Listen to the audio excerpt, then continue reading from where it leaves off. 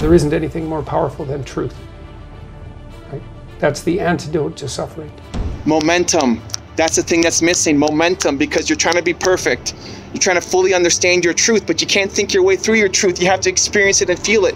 Everyone is always going to find something in your success or in your story or upbringing that will try to knock you down. Rise and shine, it's Espresso time. What's up, Believe Nation? It's Evan. I believe in you, and this channel is designed to be a part of your daily success routine. So let's start your day off right together. Grab your coffee and sip on today's message. Live your truth.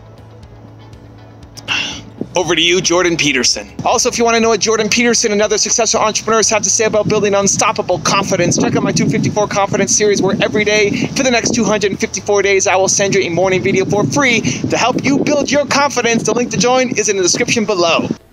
If you're going to speak effectively, you have to know way more than you're talking about. I wake up every morning. Espresso keep me going. I wake up every morning.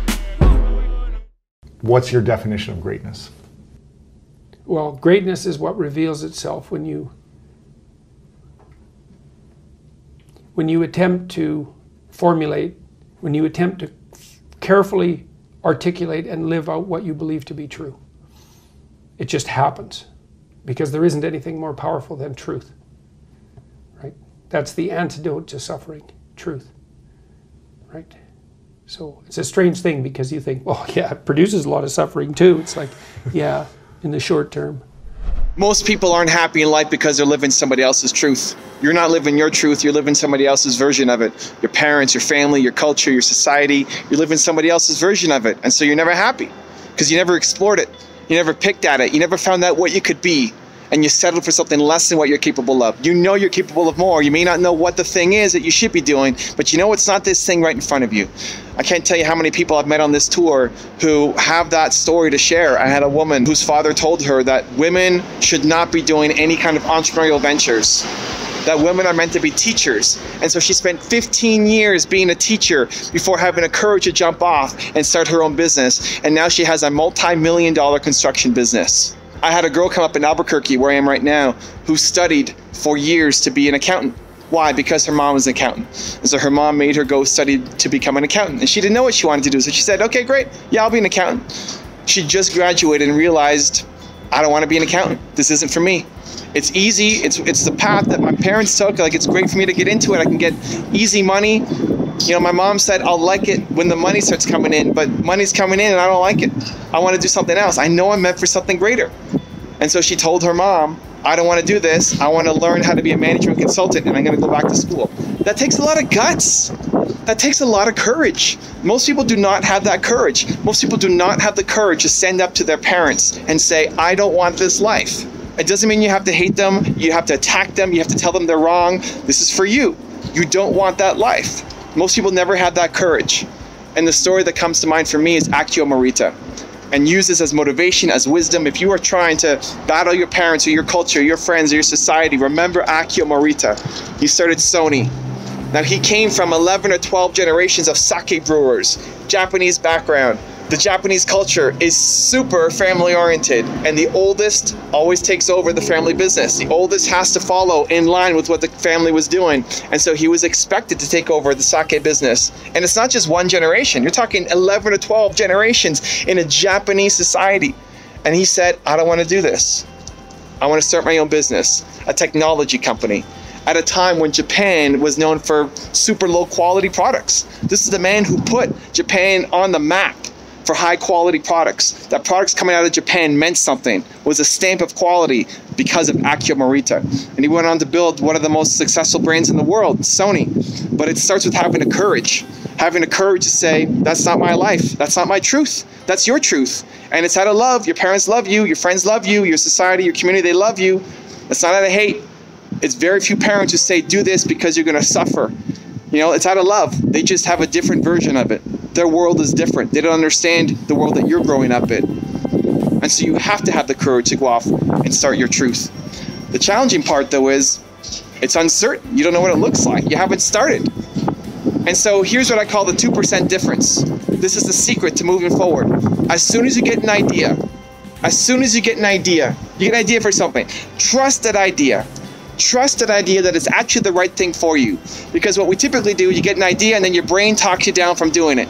Your brain says, well, you're not talented enough, you haven't gone to school, you don't have the money, you don't have the resources. It talks you down from doing that big crazy thing.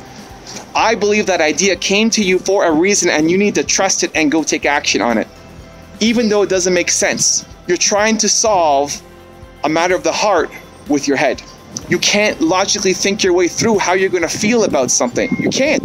You can't think your way through if you're going to like sushi or not. You can't think your way through if you're going to love somebody or not. You can't. Similarly, in finding your truth, finding your passion, finding your calling, you cannot think your way through it. You have to feel it. And so the starting point is going off and doing it.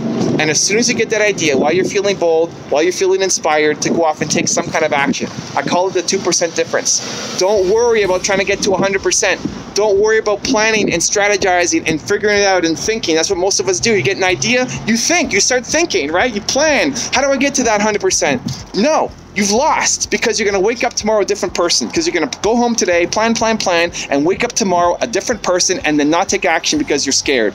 Because your brain will start talking you down from that crazy big idea. Your brain will talk you down from going off and living your truth. That's what's going to happen. That's what always happens. And so while you're feeling the energy and the momentum, you got to take some action. Instead of planning how to get to 100% of the way, you take action immediately on getting 2% of the way. 2%. The 2% difference. Go from 0 to 2%. If you can't take immediate momentum to getting 2% of the way, you will never get to 100%. You have an idea to make a YouTube channel. Great, go make a video right now, today. ASAP, the 2% difference. Make your first video right now with your cell phone. What most people will do is start researching, right? What am I going to talk about? What am I going to wear? What's my hair going to look like? What camera do I need to get?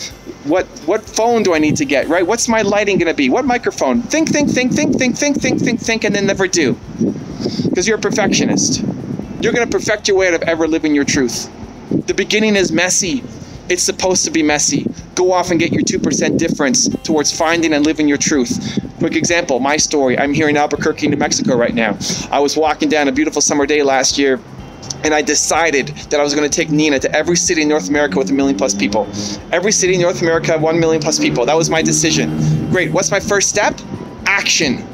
The 2% difference. So it's not, here's what most people do, it's not go home and research how many cities there are. It's not go home and make a plan for how we're going to do this. There's lots of reasons why it's not going to work. Nina still had a full-time job. I had no idea how many cities there were. I had no idea what the next step was going to be. Just do something. Immediate action.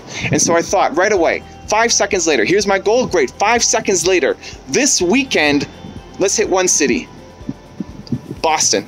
Nina had never been to Boston, so I thought Boston was the closest city to Toronto. It wasn't. Pittsburgh actually was. And on my tour, the people in Pittsburgh told me, they let me know that Pittsburgh is closer. But it doesn't matter. This weekend, we're going to go to Boston. It was a Wednesday that I decided, and on Friday night, we were leaving for Boston. Boom, I hit 2%. Just 50 cities. We're going to hit one this weekend. We're going to get 2% of the way done. On the way back from Boston, we decided to do this tour that I'm on right now. And now we're going to hit 50% of the cities on my list. Momentum. That's the thing that's missing, momentum, because you're trying to be perfect. You're trying to fully understand your truth, but you can't think your way through your truth. You have to experience it and feel it. And the starting point is a 2% difference.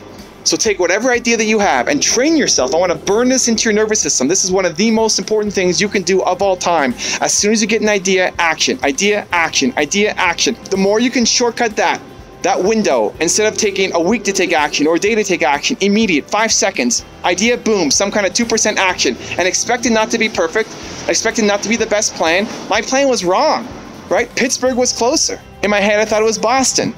We went down the wrong path, but the momentum is what matters. And now we're 50% of the way.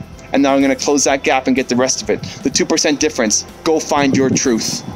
Now, I've got a really special bonus clip that I think you're going to enjoy. But before that, question of the day, I want to know, what is the 2% difference that you are going to take on one of your goals right now, today? It'll be messy, it'll be dirty, it'll be ugly, it'll be full of mistakes. What is that 2% difference that you're going to do right after you finish watching this video? Let me know in the comments below.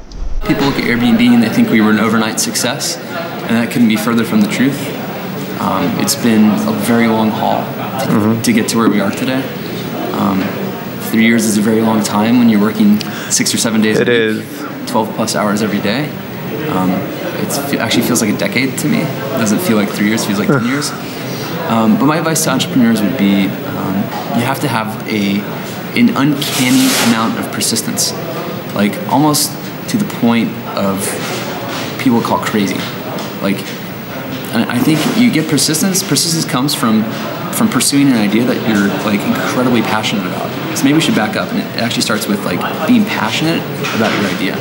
And I think if you're passionate about your idea, like nothing's going to stop you. You can't really form other people's opinions of you. And you know, I became successful at a very young age, and like from the first day after winning Wimbledon, you know, you would think like a teenager wins Wimbledon, but not everyone was positive about it. Everyone wanted to know the story, and you know, blaming my parents for having their child to go through this crazy journey and working hard and not having a normal childhood. Like, everyone is always going to find something in your success or in your story or upbringing that will try to knock you down, like literally.